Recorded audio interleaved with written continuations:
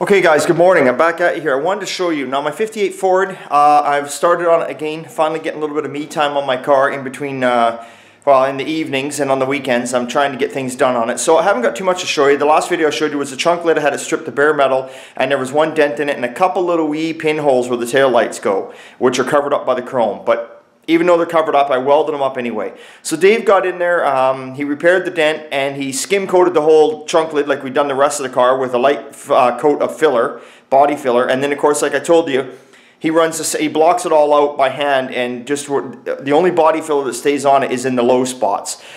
This car, as I told you before, is going shiny gloss black, so we want to make sure it's good and straight. So here's the trunk lid, nothing too exciting there. So it's in its last primer. It's in final primer, ready for a final block for paint. So the trunk lid, the hood, the grille valance, and the two front fenders are done. This is going to go in my basement now. They're done, ready to be final blocked for paint. All the chrome, brand new, is done in the basement. Interior is done in the basement. So basically I got the two doors we're going to get going on next, and then it's just the body shell itself. The frame, if you remember way back, the frame is all done, except I got to hook the brakes up. But what I've been working on lately is now I've been working on my motor, my engine I should say. So here's my engine over here, and now it's a 302. I didn't get too carried away.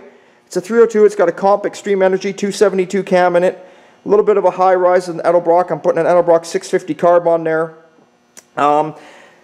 My motor builder, he built it up for me, and it's going to be around 3¼ horse, he figures. He says it might possibly, depending on what I was going to run for carburation, obviously I'm going to put headers on it. He said you might get around 350 horse out of it. But you know what? At the end of the day, even if it's 300 horse, that is plenty. That'll smoke the tires in that car all day long. Not that that's what we're looking for. I just wanted to build a nice cruiser car is what I wanted.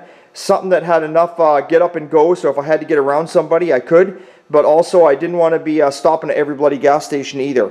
My days of building huge horsepower motors for my vehicles are just out. I'm not too interested in it anymore because it doesn't matter anymore. It doesn't matter what you do. There's always going to be someone faster out there. And if I wanted to get carried away into that end of it, well then I would start building myself a straight axle for the track or something. For on the street, 3¼ horse, that is plenty. So I kept the engine block also. I went with the whole black theme. Not only that, let me get around here. Not only that, I like the fact it's going to be black because I drive my cars. So with that being said, the black kind of hides the dirt that's going to get on it over time. So I didn't get too, I went with the fin valve covers. I kind of went for that traditional old school look. A little bit of chrome, nothing much, you know, the thermostat housing. I got a chrome air cleaner sitting in the house. We got the dipstick tube, obviously. Other than that, we just kept her black on black. So there we go. So our next big step is to get the engine and the transmission mated together, and then we're going to roll the frame in, and I'm going to be putting the engine and tranny into the car.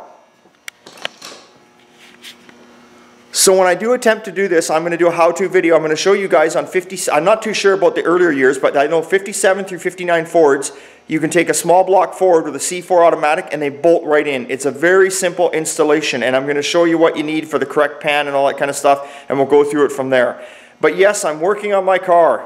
When I find the time, I'm working on it, but at least I'm back on it again. The game plan now is, and I don't want to lose track of this, I want this car on the road for some time in May. It's got to be on the road for May. Anyway, hey, thanks for subscribing. Remember, it's always a good time at old time. We'll see you next time, and don't know what else to tell you. Big thumbs up.